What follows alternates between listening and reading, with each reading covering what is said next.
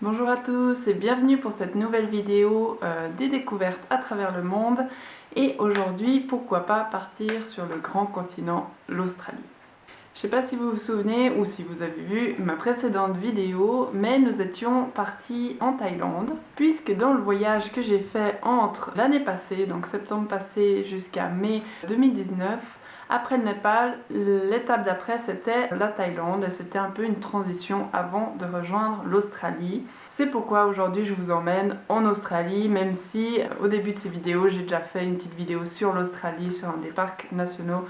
Mais aujourd'hui on revient un peu au début de ce voyage sur la côte ouest et c'est là que je vous emmène. Donc vous trouverez en barre d'infos juste là-dessous le lien pour l'article de ma première vidéo sur le parc national que j'avais déjà parlé en Australie, donc sur tout près de Melbourne. Mais ici, on va revenir au début du voyage et le voyage, nous l'avons commencé sur la côte ouest, donc à Perth. Et c'est non loin de là que je vous emmène aujourd'hui avec cette vidéo. Donc, voilà, nous recommençons ce voyage et dans les prochaines vidéos aussi, je vais aller petit à petit dans le sens, l'itinéraire que nous avons fait, même si je vais peut-être faire des petits retours en arrière parce que là où je vous emmène aujourd'hui, c'est déjà une étape qu'on a fait bien des mois après être arrivé en Australie. Donc peut-être je reviendrai un peu plus au début, mais voilà, ce sera toujours d'ouest en est, voilà, dans ce sens-là. Et voilà, alors si ça vous intéresse, je vous propose de commencer dessus. Comme vous l'avez deviné ou lu dans le titre ou peut-être dans l'article en lien rattaché avec cette vidéo de mon blog, je vous emmène dans des forêts aujourd'hui.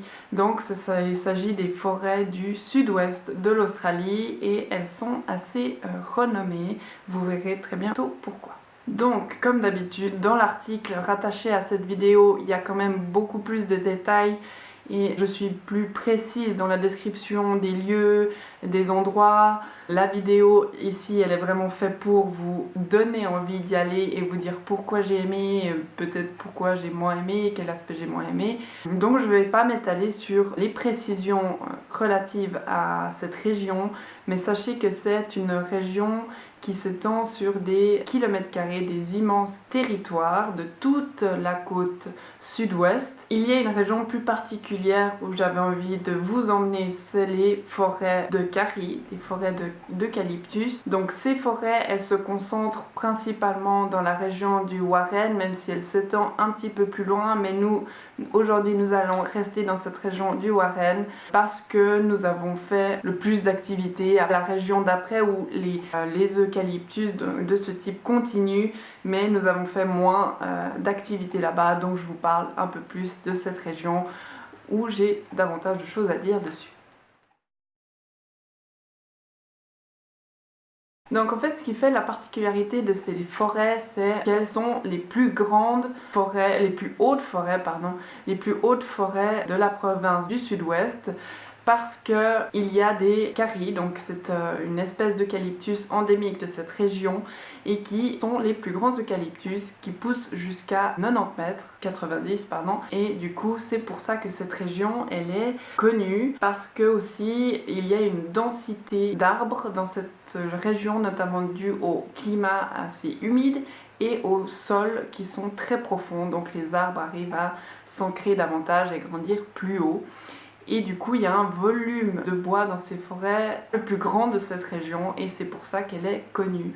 Avant de vous décrire un peu l'histoire de ces forêts, qu'est-ce que nous avons fait là-bas et qu'est-ce que j'ai aimé, j'avais juste envie de vous expliquer pourquoi j'ai sélectionné ces forêts avant tout. Je dois dire c'est un petit peu par hasard, enfin voilà, comment je sélectionne mes vidéos, mes sujets de vidéos, c'est aussi un peu par hasard, par envie du moment, par souvenirs qui remontent, et c'est vrai que j'ai vu il y a quelques temps mes photos de voyage de cette région, de notre passage dans cette région, et c'est vrai que ça m'a fait remonter beaucoup de souvenirs très positifs et que j'avais adoré, et du coup j'avais envie aujourd'hui de vous partager ça, parce que j'ai l'impression qu'elles sont moins connues, très connues dans cette région de l'Australie bien sûr, mais moins connues des touristes ou des voyageurs qui s'orientent plutôt dans la côte est de l'Australie, parce qu'il y en a beaucoup encore qui pensent que l'Australie de l'Ouest, donc l'Australie occidentale, il n'y a rien à voir, alors que c'est faux. C'est juste que c'est un immense territoire et il faut parcourir un petit peu plus de kilomètres pour atteindre des choses.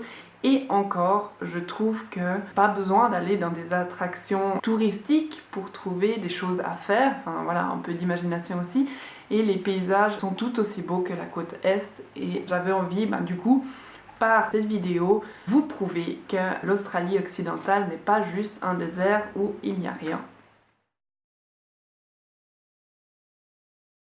Donc voilà, pour un peu la petite histoire de la région et surtout des forêts qui recouvrent cette région du Warren. C'est une région relativement connue, enfin si elle est connue, c'est grâce au parc national du Warren justement, qui a donné le nom à la région.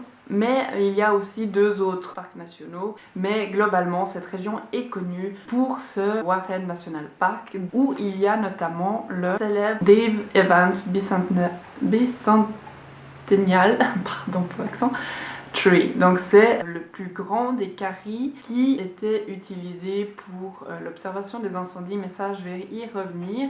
Et juste à côté de ce Warren National Park, il y a justement le village de Pemberton que j'avais vraiment envie de partager avec vous parce que ça a été vraiment un petit coup de cœur. C'est une petite bourgade assez authentique et qui vaut vraiment le détour, et c'est là que nous nous sommes arrêtés pour quelques jours et où nous avons visité les alentours.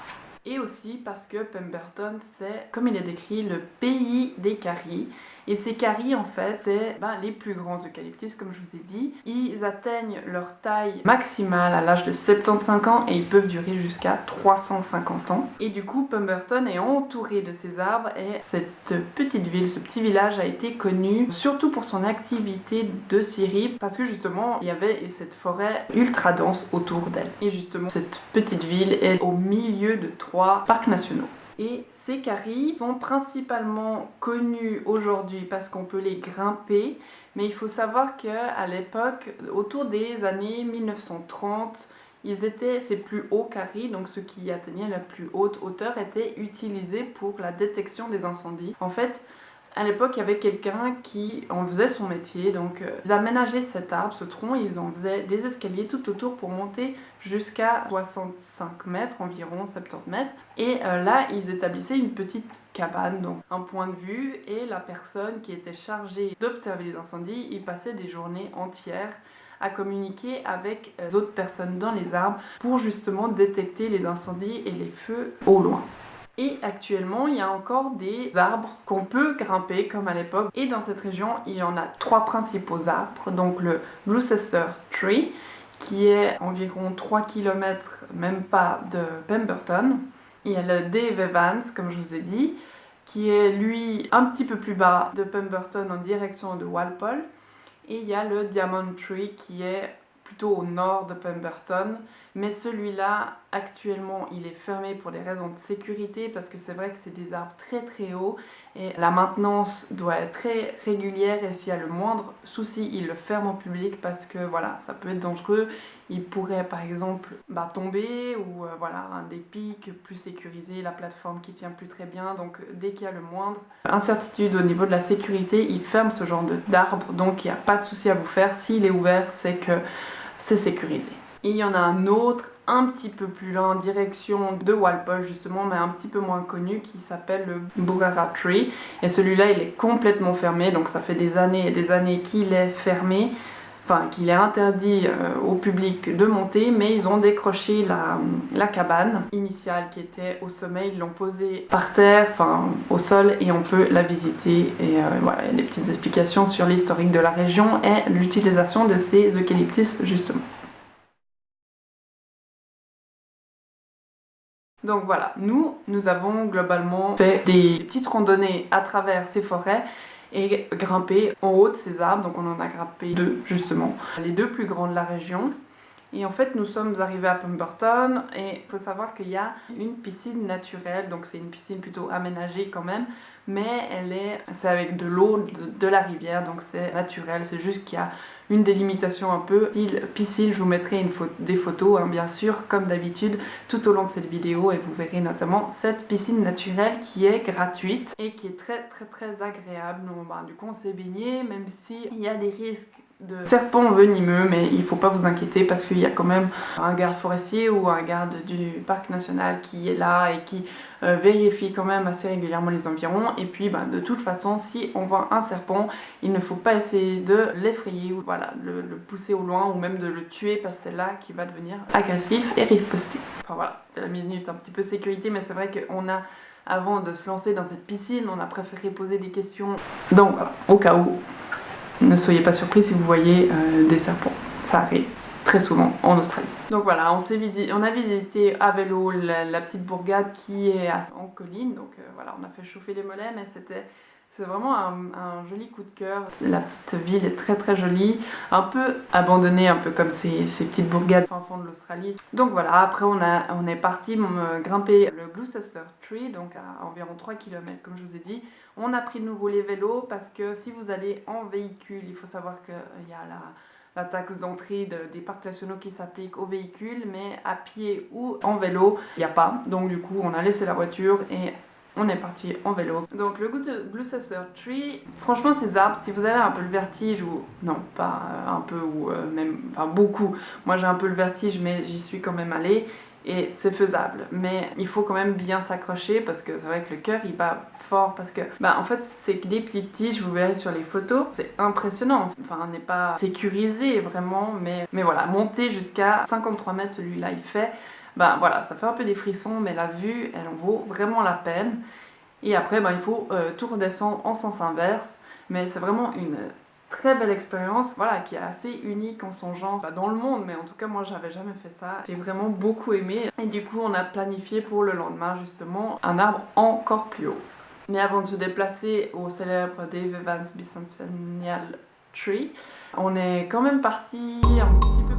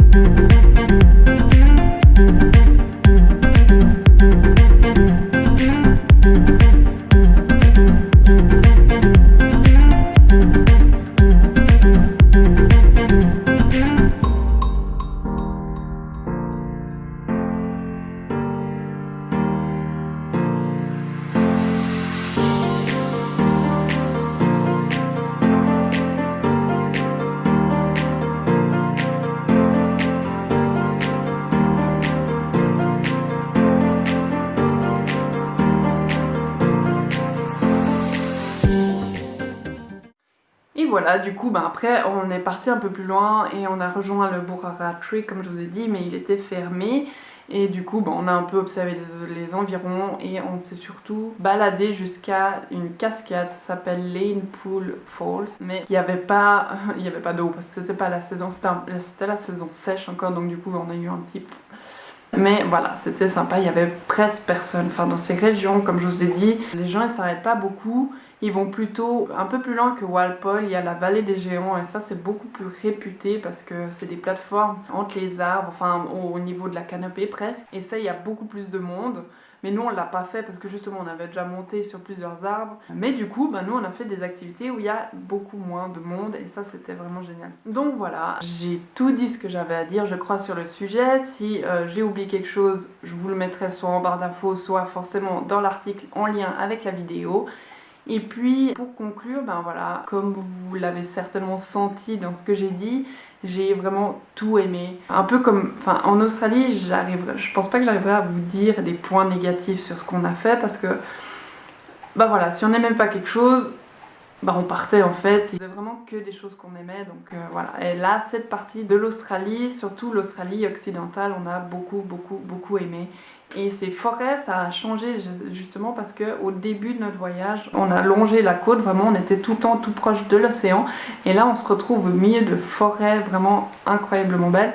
Et du coup, voilà, ce petit changement un peu de décor nous a fait beaucoup de bien et on a beaucoup aimé, vraiment énormément aimé. Je ne trouverai pas de points négatifs si juste vous avez vraiment le vertige.